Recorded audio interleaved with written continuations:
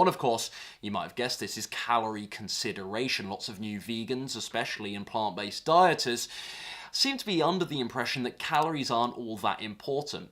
Now, this is tricky because this is a message to a degree that I've echoed previously, and it's still my stance. I haven't changed my opinion on it one iota. There are lots of new vegans and plant-based dieters, lots of weight loss newbies who can merely fill their plate with many of the quote-unquote right foods, and the weight loss will be fairly easy, will be fairly automatic. That said, this isn't the case for every single person in every single situation. Developing some kind of consideration, some kind of consciousness, awareness around calories can really take your game to the next level. Now, does this mean you have to count calories for the rest of your weight loss journey? Folks, that's absolutely not what I'm suggesting here. In fact, what I do advise is maybe a 3 to 5 day trial run where you do indeed track every gram of food you eat, as tedious as it is. But this, for so many of you, when I've advised it in the past, has been very illuminating. People writing back to me saying, Ryan, I had no idea I was consuming so many calories or so many grams of fat out of my overall calories. I never knew my macronutrient ratios were this, and this. They're way off. I know exactly what I need to do now. So as I say, for many of you, this can be so illuminating.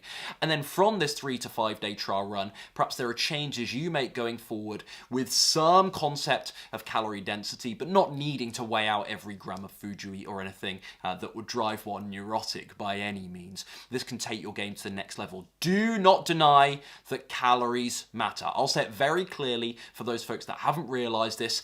Calories matter. Yes, I know lots of medical doctors, lots of other vegan and plant-based influencers tell us to focus on eating the right foods. This is my message too.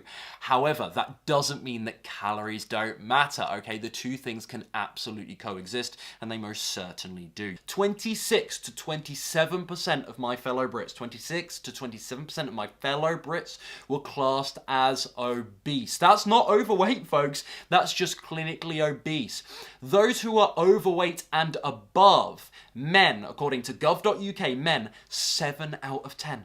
7 out of 10 men are classed as overweight and above. Incredible. 6 out of 10 women. The way that this is normalized in culture, on television, in the media, lots of the body positivity, self-acceptance messaging we get nowadays, there's a lot of this I could agree with, but my goodness, doesn't this need to be confronted? It is mental, folks. It is absolutely crazy. I think the more you can resist outside noise, the more robust you are in the face of just like crazy cultural norms regarding health nowadays, the greater potential you have for health and weight loss success. And that's it. It's that straightforward. Those clients I have who create their own bubble of excellence, this idea that I'm always talking about, this sort of impenetrable environment, both mental and physical, that you create where you aren't constantly surrounded by bad ideas and people promoting or talking about doing bad things in terms of health, well-being, fitness, etc., the better off you will be. The more you can be resistant to all of this craziness, this external noise, the more potential you have for weight loss. And it's that straightforward. This is something I commonly see is lots of vegans and plant-based dieters, when they perhaps hit a weight loss plateau, adjusting the food groups. I call this food group modification. So maybe they lower their nuts and seeds content and switch it up to more whole grains, more tubers like potatoes and sweet potatoes and yams, and more fruits and veggies. Maybe some people, you often hear of people talking about the 50-50 plate, tinkering with their proportion of starch to veggies and fruit and so on. Again, this is what I call food group modification, However, what you can do to really progress is actually into food group modification as well. So even amongst the whole grain category, there are some whole grains that are objectively speaking better than others in terms of weight loss because of their fiber content, because of their calorie density, because of their fat content as well. That's really important. Fiber content, sorry, I mentioned that already, but also vitamin and mineral profile as well. There are some, objectively speaking, that are slightly better than others. A great example is transitioning from something like brown rice, which in isolation is wonderful for weight loss. I absolutely recommend it. However, you could switch that up to buckwheat, which is even better from a weight loss perspective. Do you see what I mean? So it's not just the case that you have to play the food groups off one another and tinker with the starch to veggie ratio.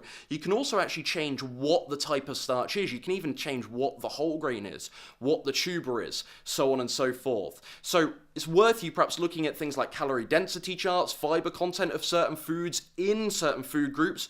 Make a couple of changes there, and you can really, really improve your daily meals from a weight loss point of view. Number 4, no or little exercise. That probably needs no explanation. The only thing I will say is, again, lots of plant-based dieters have it in their heads that it's not about exercise whatsoever, and it's really about the nutrition. I would agree with the sentiment. It is largely about the nutrition. The difference is it's largely about nutrition, not all about nutrition. Exercise can really help speed things up on the scale. Again, we could then get into a debate about what sort of exercise is better. I would make an argument for cardio over weight training because the calorie burn is advantageous. But again, depends what type of cardio, depends what type of weight training and so on. That's just a rule of thumb. So yeah, get some cardio in there, I would say. But just, folks, for those of you that aren't doing much exercise right now, just do some. Please get moving.